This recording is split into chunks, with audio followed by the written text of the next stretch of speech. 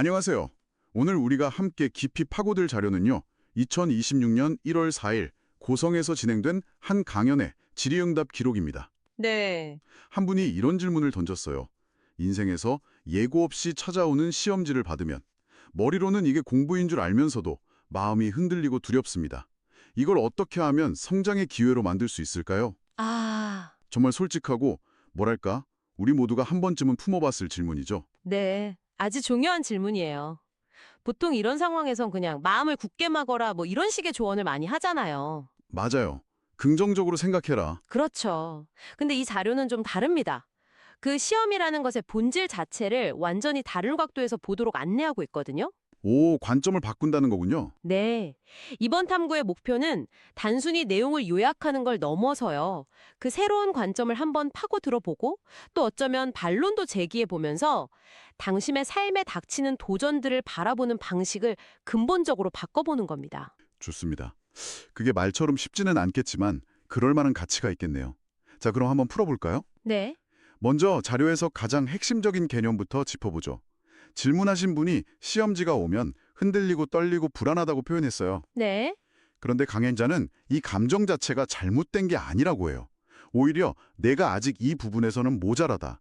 이걸 알려주는 정확한 표적이라고 말합니다. 바로 그 지점이 모든 생각의 출발점입니다. 시험의 개념을 벌이나 심판에서 피드백 또는 진단으로 전환시키는 거죠. 피드백이요? 네. 강연에 이런 구절이 나와요. 네가 아는 걸 시험해가 뭐하게. 모르니까 시험하는 거예요. 굉장히 직설적이죠? 그러네요. 약점을 비추어주는 거울이라는 겁니다. 그 말이 참 인상적이긴 한데 솔직히 말해서요. 네. 이론적으로는 이해가 가지만 막상 벼랑 끝에 몰린 것 같은 위기 상황에서 아, 이건 나의 약점을 알려주는 고마운 신호구나 이렇게 생각하기는 정말 어렵지 않나요? 아, 그렇죠. 감정적으로는 여전히 두렵고 막 피하고 싶은 게 본능일 텐데요. 그 이성과 감정 사이의 간극은 어떻게 메워야 할까요? 아주 현실적이고 중요한 질문입니다. 그 간극을 메우는 것이 바로 훈련이겠죠. 훈련이요? 네. 이 강연의 메시지는 두려워하지 말라가 아니에요. 두려움을 데이터로 활용하라는 것에 가깝습니다. 아, 데이터로? 네. 심장이 뛰고 손이 떨리는 그 신체적 반응 자체를 내 시스템이 지금 이 영역을 낯설어하고 있구나. 여기가 바로 내가 성장할 포인트구나. 라고 인지하는 신호로 삼으라는 거죠. 이게 심리학에서 말하는 성장 마인드셋과도 깊은 관련이 있거든요. 아, 성장 마인드셋 들어봤어요. 네. 도전을 능력의 한계를 증명하는 심판대로 보는 고정 마인드셋과는 달리 성장 마인드셋은 도전을 배움의 기회로 여기니까요. 이 강연은 그 성장 마인드셋을 삶 전체에 적용하는 방법을 제시하는 셈입니다. 아, 성장 마인드셋과 연결하니까 훨씬 명확해지네요.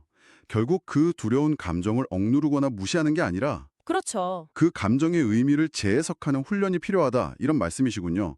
왜 나에게 이런 시련이 라고 원망하는 대신 이번 시험 과목은 뭐지? 이렇게 질문을 바꾸는 것처럼요. 맞습니다. 이번 과목은 인간관계네. 이번엔 재정관리 능력을 측정하는 시험이구나. 이렇게 시험의 정체를 파악하는 것만으로도 막연한 공포가 구체적인 과제로 바뀌게 되죠. 네네. 그래서 자료에 나오는 학교 시험 비유가 중요한 겁니다. 선생님은 학생이 뭘 모르는지 알아야 다음 진도를 나갈 수 있잖아요. 그렇죠. 마찬가지로 인생이라는 큰 흐름 속에서 우리가 다음 단계로 나아가려면 현재 어떤 부분이 부족한지를 정확히 알아야만 한다는 겁니다. 그러니 시험 결과에 낙담할 게 아니라 그 결과를 통해 얻은 오답 노트에 감사해야 한다는 논리로까지 나아가는 거죠. 알겠습니다. 일단 마음가짐, 그러니까 시험을 대하는 관점을 바꾸는 게 첫 번째 단계라는 점은 분명해졌네요. 네. 근데 마음만 먹는다고 해결되지는 않잖아요. 특히 어려운 문제에 부딪히면 금방 지치고 에너지가 바닥나기 쉬운데요. 맞아요. 이 지점에서 자료가 제시하는 두 번째 해법이 정말 흥미로웠습니다. 솔직히 처음은 좀 의아했어요. 좋은 일과 안 좋은 일이 함께 들어오면 무조건 좋은 일부터 하라는 그 조언 말씀이시죠? 네, 바로 그거예요. 우리는 보통 매도 먼저 맞는 게 낫다고 배우잖아요. 그렇죠. 껄끄럽고 어려운 일을 먼저 해치우고 나서 마음 편하게 쉬거나 즐기려고 하죠. 그런데 여기서는 완전히 반대로 하라고 하니까 처음엔 상식에 어긋나는 것처럼 들렸습니다. 그렇죠. 이 조언의 배경에는 에너지의 질량이라는 아주 독특한 비유가 있어요. 에너지의 질량이요? 네, 강연자는 좋은 일을 먼저 해서 웃고 즐기면 내 질이 조금 높아진다고 표현해요. 반대로 안 좋은 일에 먼저 매달려 끙끙 앓으면 내 질이 한 칸 내려간다고 하고요. 먼저 경험한 자극이 나중에 생각이나 행동에 영향을 미치는 현상이잖아요. 즐거운 일을 먼저 경험해서 의도적으로 긍정적인 감정 상태를 만드는 겁니다. 네네. 뇌과학적으로도 긍정적인 감정 상태일 때 문제 해결 능력, 창의성, 회복 탄력성이 더 높아진다는 연구 결과가 많아요. 말 그대로 뇌가 다르게 작동하는 거죠. 에너지의 질량이 높아진다는 건 바로 이렇게 문제 해결에 더 유리한 뇌 상태를 만드는 과정이라고 볼 수 있습니다. 와, 프라이밍 효과로 설명하니까 훨씬 과학적으로 들리네요. 단순히 기분 전환 차원이 아니라 실제로 내 두뇌의 성능을 최적화하는 전략이라는 거군요. 그렇습니다. 반대의 경우, 그러니까 안 좋은 일부터 처리할 때를 의사결정 피로나 자아 고갈 상태로 볼 수 있어요. 자아 고갈이요? 네, 어려운 문제랑 씨름하는 동안 우리의 정신적 에너지는 한정된 자원처럼 소모되거든요. 그렇게 자원이 고갈된 상태에서는 더 나쁜 결정을 내리기 쉽고 작은 문제도 거대한 산처럼 느껴지게 됩니다. 강연자가 말한 질이 한 칸 내려간다는 건 바로 이 상태를 말하는 거고요. 그런데 여기서 현실적인 질문이 생겨요. 네, 어떤 거요?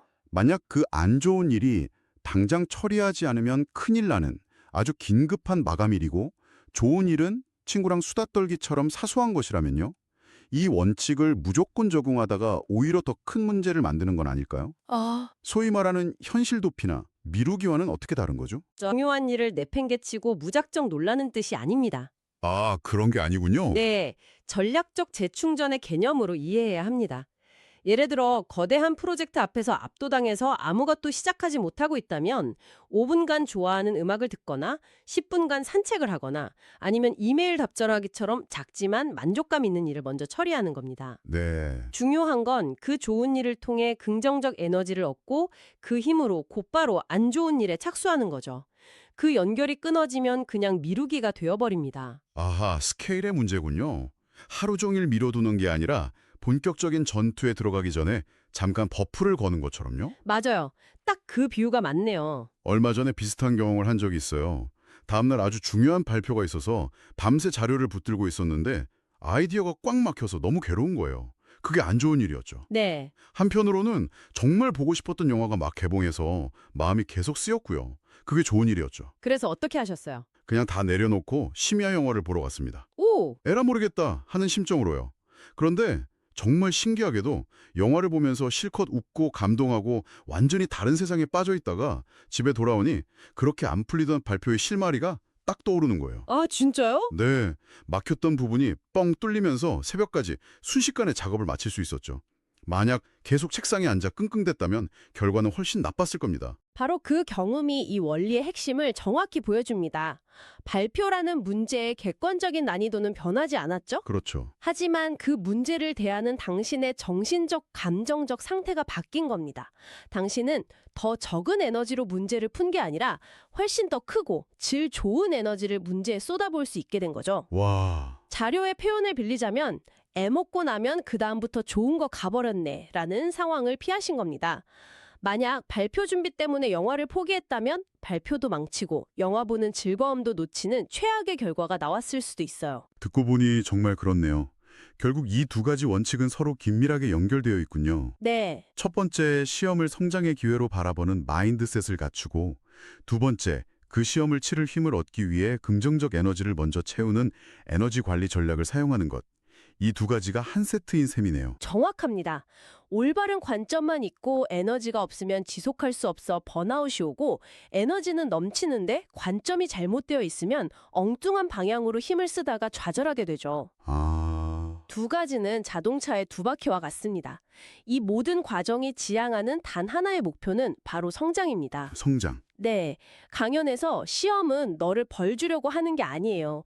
네가 조금 모자란 것이 척도가 어느 만큼인지 보고 있는 거죠 라고 말하는데 여기서 척도라는 단어가 핵심입니다. 척도. 심판이나 평가가 아니라 객관적인 측정이라는 뉘앙스죠. 아, 체력장에서 윗몸 일으키기 개수를 재는 것처럼요? 맞아요.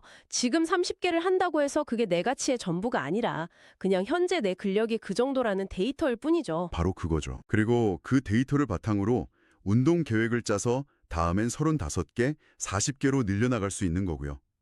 인생의 문제들도 그런 식으로 바라본다면 실패에 대한 두려움이 훨씬 줄어들 것 같습니다. 네, 어떤 결과가 나오던 그건 그저 다음 계획을 위한 데이터 포인트일 뿐이니까요. 그렇습니다.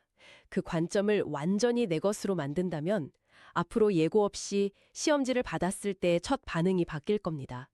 왜 나에게 이런 일이? 라는 피해의식에서 아, 이번엔 무엇을 배울 차례지? 라는 학습자의 질문으로요. 이것이 바로 이 자료가 제안하는 두려움을 성장의 동력으로 전환하는 핵심적인 연금술입니다. 오늘 우리는 인생의 시험을 대하는 새로운 관점에 대해 아주 깊이 파고들어 봤습니다. 핵심을 다시 정리해 볼까요? 첫째, 시험은 벌이 아니라 나의 부족한 부분을 알려주는 고마운 측정 도구다. 네, 그러니 두려워하는 대신 이번 시험 과목은 무엇일까? 라고 질문을 던져라. 그렇죠. 둘째, 좋은 일과 안 좋은 일이 동시에 닥쳤을 땐 미루기가 아닌 전력적 재충전의 관점에서 좋은 일을 먼저 처리해서 나의 에너지 레벨을 높여라.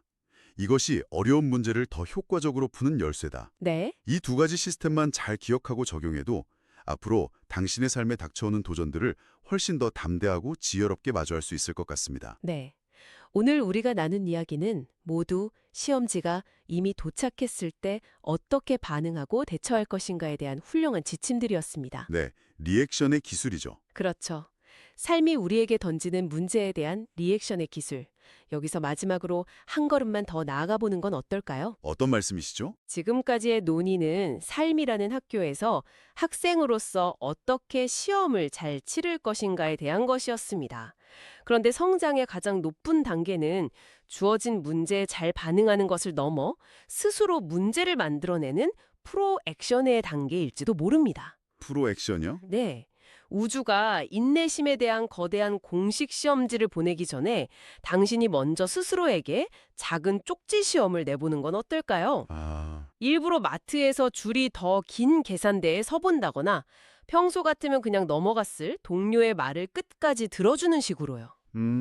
인생의 교실에서 수동적인 학생으로 남는 것을 넘어 스스로의 성장을 위한 커리큘럼을 직접 설계하는 교사가 된다면 당신의 삶은 어떻게 달라질까요?